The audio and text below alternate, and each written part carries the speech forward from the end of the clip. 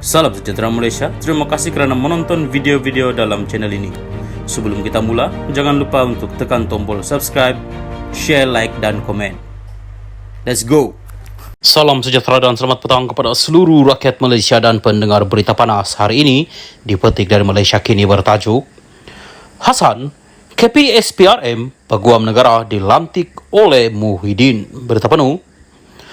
Ahli Parlimen Pasir Gudang Hassan Karim mengingatkan bahawa Ketua Pesuruhjaya SPRM Azam Baki dan Peguam Negara Idrus Harun dilantik ke jawatan masing-masing ketika pentadbiran Muhyiddin Yassin. Justru, Hassan berkata dia yakin tidak wujud unsur pendakwaan politik bahawa pun terpilih terhadap Muhyiddin yang kini berdepan 6 pertuduhan salah guna kuasa dan pengubahan wang haram.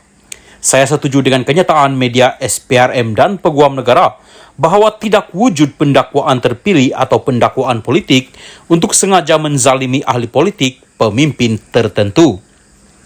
Dua ketua agensi kerajaan ini dilantik oleh Perdana Menteri ke-8 iaitu ahli Parlimen Pago sendiri. Kita perlu menjaga imej dua agensi terpenting pelaksanaan undang-undang ini, iaitu SPRM dan Pejabat Peguam Negara AGC, katanya menerusi siaran langsung di Facebook hari ini. Semalam Muhyiddin dihadapkan dengan 4 pertuduhan menggunakan kedudukan mendapatkan rasuah RM232.5 juta dan 2 kesalahan pengubahan wang haram membabitkan RM195 juta ringgit. Susulan itu, sejumlah pemimpin PN menyifatkan pertuduhan itu sebagai berniat melemahkan Bersatu dan PN.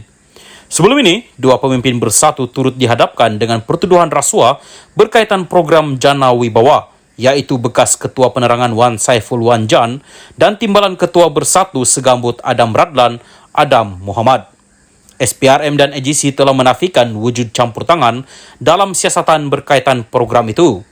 Hassan turut menggesa mana-mana pihak yang telah didakwa agar berlapang dada dan dengan tidak mudah menganggap mereka sebagai mangsa pendakwaan terpilih atau Perdana Menteri Anwar Ibrahim mahu menzalimi mereka. Saya percaya bukan itu tujuannya dan negara kita ini, bukan Perdana Menteri atau Menteri Keuangan yang boleh bermaharaja lela. Kuasa yang ada pada Perdana Menteri akan disemak, diimbang dan diperiksa oleh semua rakyat termasuk ahli-ahli parlimen kerajaan. Kita tidak akan membiarkan Perdana Menteri menzalimi sesiapa, tetapi kalau dia melakukan usaha memerangi rasuah, menjaga ekonomi negara, selamatkan wang rakyat, tentulah kita perlu sokong dia, katanya lagi. Hassan memang dikenali sebagai lantang menyuarakan pandangannya, termasuk mengkritik Anwar yang juga presiden kepada parti yang dianggotainya, yaitu PKR. Bekas pengurus PKR Johor itu juga membangkitkan ramai lagi ahli politik yang telah didakwa dengan pertuduhan rasuah di mahkamah, termasuk timbalan Perdana Menteri Ahmad Zahid Hamidi, ahli Parlimen Bagan Lim Guang Eng, dan ahli Parlimen Muar Syed Siddiq Syed Abdul Rahman. Dia mengingatkan individu yang berdepan dakwaan mahkamah belum bersalah sehinggalah disabitkan di mahkamah dan semua pihak perlu yakin dengan integriti para hakim. Saya menyeru agar kita beri ruang keluhuran undang-undang berjalan tanpa diganggu. Dengan beban hutang yang ditanggung negara kini kira-kira RM1.2 triliun serta masalah kitirisan, sudah menjadi tugasnya dan ahli parlimen lain untuk menyokong usaha Anwar dalam membentras Anwar. Minta maaf, membentras rasuah. Saya menyokong memang patut Perdana Menteri melancarkan satu usaha membentras rasuah. Kalau tidak sekarang, bila lagi? Setakat cakap manifesto tak cukup. Pelaksanaan perlu ada, katanya lagi. Salam sejahtera dan selamat petang kepada seluruh rakyat Malaysia dan pendengar berita panas hari ini dipetik dari Malaysia Kini bertajuk Entiti Individu dalam Perbicaraan Muhyiddin. Berita penuh. Kertas pertuduhan bagi perbicaraan rasuah Presiden Bersatu Muhyiddin Yassin menamakan 3 syarikat dan 1 individu. 1 set pertuduhan berkaitan undang-undang pengubahan wang haram, manakala 1 lagi adalah berkaitan penyalahgunaan kuasa. Di bawah ialah gambaran ringkas tentang entiti dan individu yang terlibat. Bukhari Equity Sendirian Berhad dimiliki oleh Syed Mokhtar Shah Syed Nor dan istrinya Sharifah Zara Syed Kecik memiliki Bukhari Equity Sendirian Berhad dengan Syed Mokhtar mempunyai 99% kepentingan. Rekod syarikat menunjukkan bahawa ia adalah sebuah syarikat pemegang pelaburan dengan alamat di tengah-tengah Kuala Lumpur dan dalam jarak berjalan kaki dari Masjid Negara. Alamat tersebut dikongsi oleh Perspektif Lane (M) Sendirian Berhad, Yayasan Al-Bukhari dan Yayasan Keamanan Global Perdana. Menurut senarai Forbes 2022, Syed Mokhtar adalah rakyat Malaysia ke-15 terkaya dengan anggaran nilai harta AS 1.5 bilion bersamaan RM6.8 bilion ringgit. Syed Mokhtar terkenal dengan sikap dermawannya dan empayar perniagaan yang merangkumi pertanian, pembuatan, telekomunikasi dan industri media.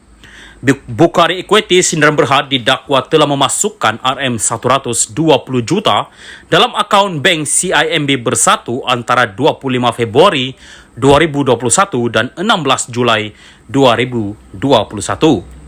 Syarikat itu membuat deposit lagi sebanyak RM75 juta ke akaun bank yang sama antara 8 Februari 2022 dan 8 Julai 2022. Kertas pertuduhan terhadap Muhyiddin menyatakan kedua-dua perbuatan itu melanggar Seksyen 4-1-B Akta Pencegahan Pengubahan Wang Haram, Pencegahan Pembiayaan Keganasan dan Hasil daripada Aktiviti Haram 2001 dibaca bersama Seksyen 87-1 Akta sama. Muhyiddin menghadapi satu lagi pertuduhan menyalahgunakan jawatannya bagi suapan RM200 juta daripada Bukhari Equity Sendirian Berhad untuk bersatu.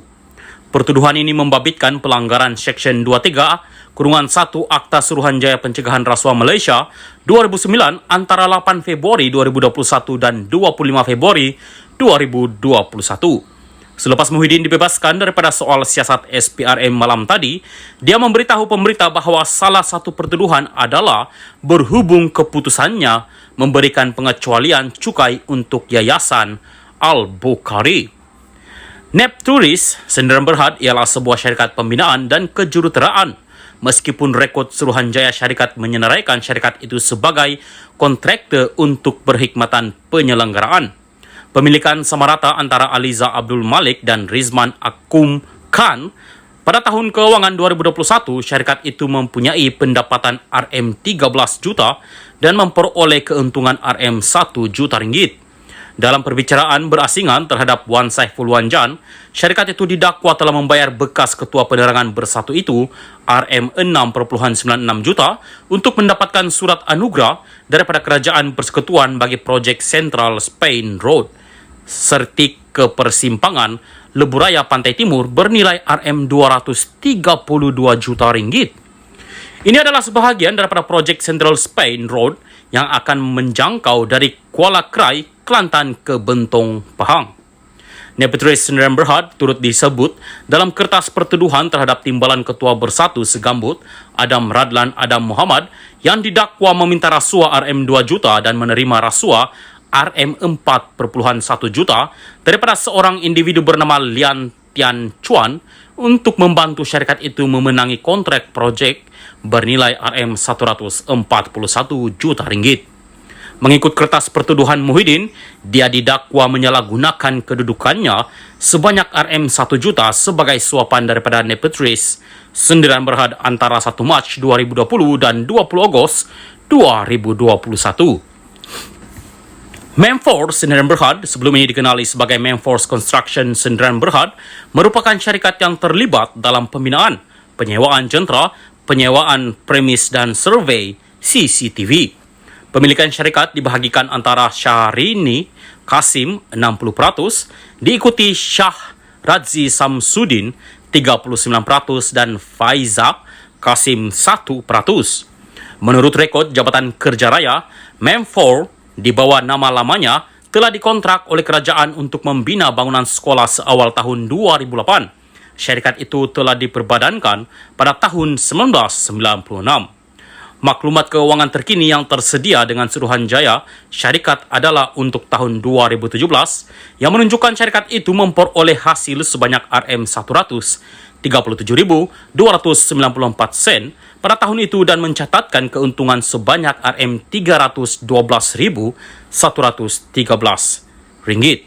Mengikut kertas pertuduhan, Muhyiddin telah menyalahgunakan jawatannya untuk dorongan Rm19.5 juta daripada Mem4 Sdn Bhd antara 1 Mac 2020 dan 20 Ogos 2021 untuk manfaat bersatu.